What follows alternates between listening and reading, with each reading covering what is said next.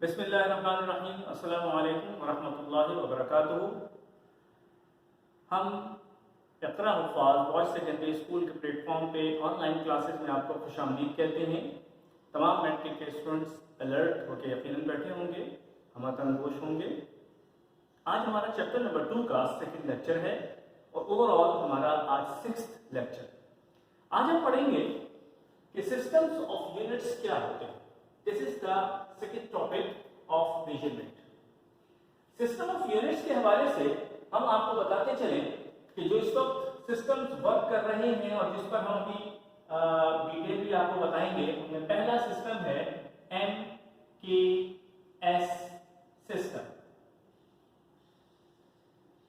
MKS system में N क्या है, K क्या है और S क्या है, आइए इसकी थोड़ी सी डिटेल पढ़ते हैं। M stands for meter,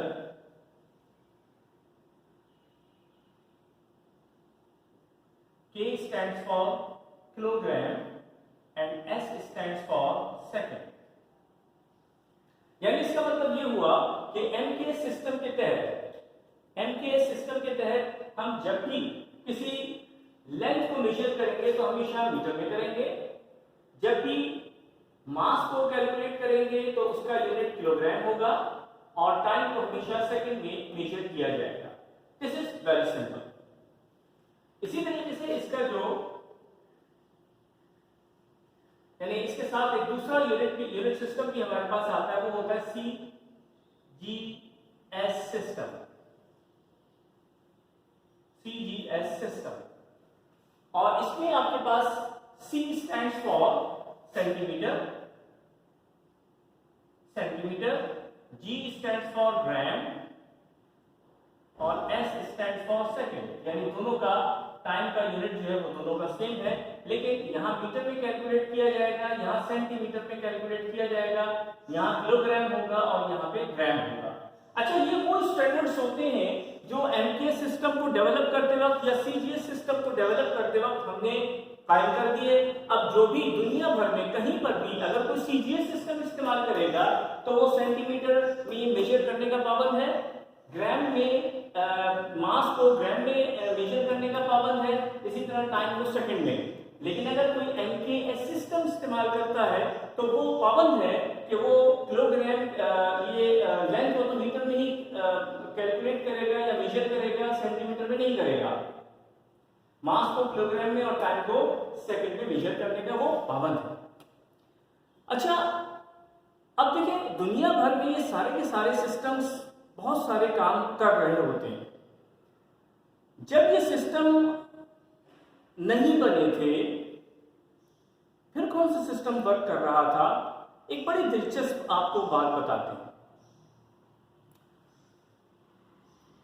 दुनिया जब से बनी है और लोगों में शऊर पैदा हुआ है, उन्होंने मैथमेटिकल वर्किंग शुरू कर दी। मेजरमेंट हमारे पास एक मैथमेटिकल वर्क है। बहुत जमाने पहले लोग मुख्तलिफ किस्म के बॉल या पैमाने इस्तेमाल किया करते थे, क्योंकि उनके पास किलोग्राम का कॉन्सेप्ट नहीं था या ग्राम का कॉन्सेप्ट नहीं था।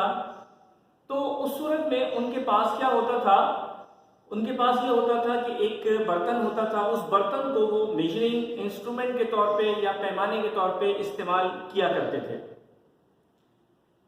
जैसे सूरह यूसुफ में भी एक जगह जब मिस्र में हजरत यूसुफ अलैहिस्सलाम ने गल्ला बांटने का काम अपने जिम्मे लिया, तो दुनिया भर से मुख्तलिफ जगहों से जब लोग आए तो उनको गल्ला बांटने के लिए एक पैमाना इस्तेमाल वहां पर किया गया। तो इसका मतलब ये हुआ कि बहुत सालों पहले भी मेजरिंग होती थी, मेजरमेंट्स हुआ करती थी।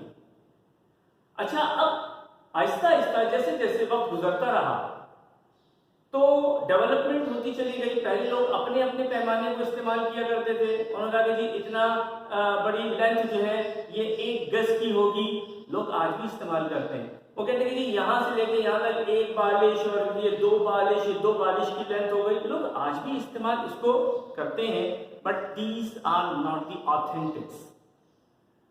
इनमें कोई यूनिफिकेशन नहीं है। हर एक की बालिश मुख्तलिफ होती है, हर एक के हाथ की लेंथ मुख्तलिफ होती है। ये तमाम चीजें सिर्फ अंदाजे से होती हैं।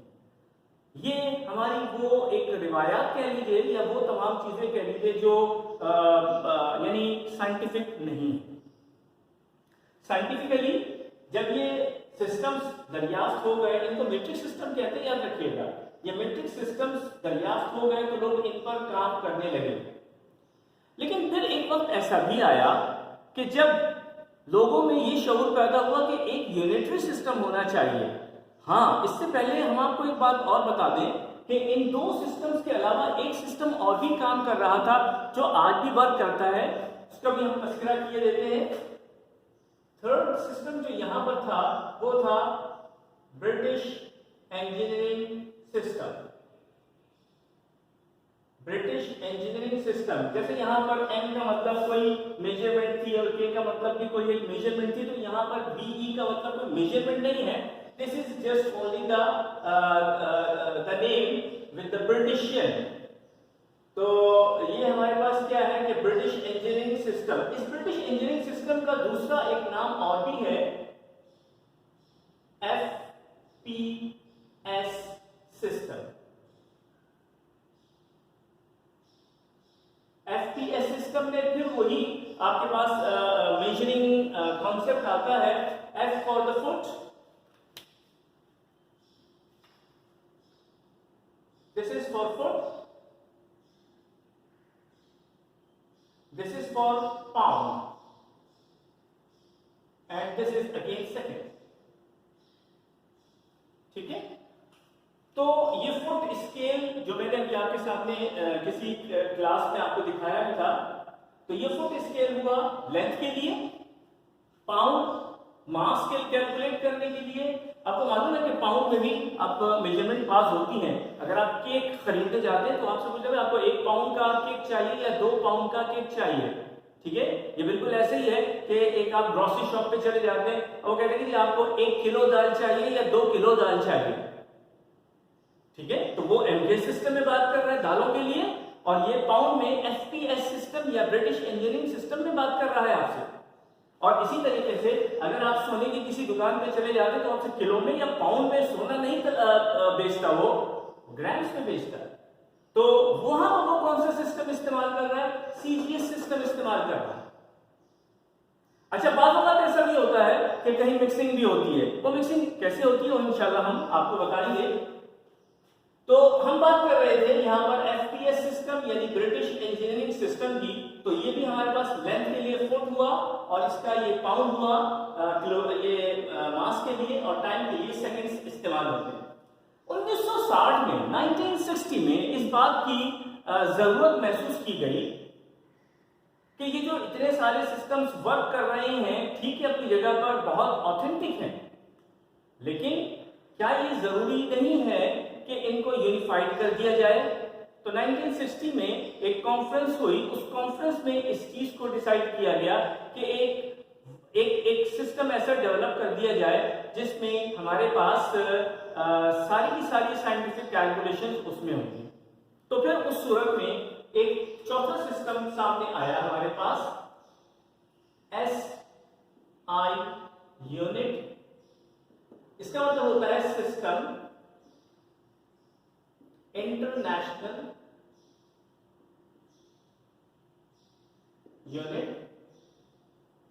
सिस्टम इंटरनेशनल यूनिट को हम इंटरनेशनल सिस्टम ऑफ यूनिट्स भी कहते हैं, इंटरनेशनल सिस्टम ऑफ यूनिट्स। ठीक है, सिस्टम इंटरनेशनल यूनिट्स ये आ गया हमारे पास। तो ये एक चौथा जो सिस्टम है, बेसिकली ये एमकेएस सिस्टम से ताल्लुक रखता है, एमकेएस सिस्टम से, इसलिए कि इसकी जो मैंने आपको पिछली क्लास में जो फंडामेंटल यूनिट्स आपको बताए थे, उसमें जो फर्स्ट थ्री जो यूनिट्स थे वो था हमारे पास लेंथ के लिए, फिर था टाइम के लिए और फिर था हमारे पास मास के लिए। ये 3 वही यूनिट्स हैं जो हमारे पास यहाँ पर LKS सिस्टम में इस्तेमाल हो रहे हैं।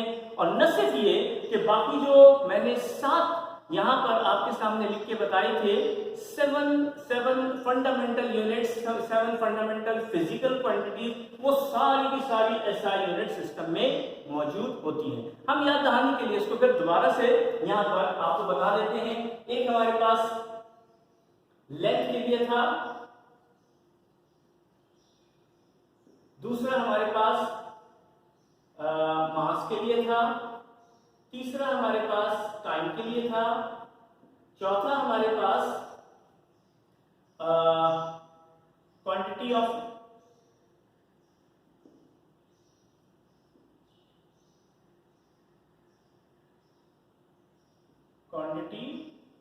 सब्सटेंस के हवाले से था। इसी तरह से फिर था आपके पास ल्यूमिनस इंटेंसिटी,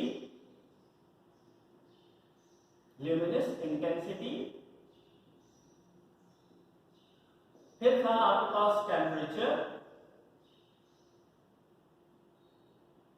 टेम्परेचर, और सातवां आपके पास क्या था, लेंथ था, मास था, टाइम था, क्वांटिटी ऑफ सब्सटेंस जो कि मोल में होती है, और ल्यूमिनस इंटेंसिटी थी, टेम्परेचर था, और करंट था, इलेक्ट्रिक करंट। ठीक है, ये वो 7 फंडामेंटल यूनिट्स थे जो हमारे SI यूनिट्स के अंदर शामिल हैं। ठीक है, तो आज की क्लास में हमने ये पढ़ा कि सिस्टम ऑफ यूनिट्स कितने हैं, कितने वर्क कर रहे हैं, और फाइनली हमने SI यूनिट सिस्टम को, SI unit system international unit को हमने फाइनली डिसाइड किया कि यही अब वर्क कर रहा है। पूरी फिजिक्स में, ऑलमोस्ट पूरी फिजिक्स की किताब में जहां पर भी हम कैलकुलेशंस करेंगे, सिवाय चंद जगहों के SI यूनिट सिस्टम या SI यूनिट ही इस्तेमाल करेंगे। और इसकी प्रैक्टिस इंशाल्लाह अगले लेक्चर में होगी। उस वक्त के लिए इजाजत। अस्सलाम वालेकुम वरहमतुल्लाहि वबरकातुहू।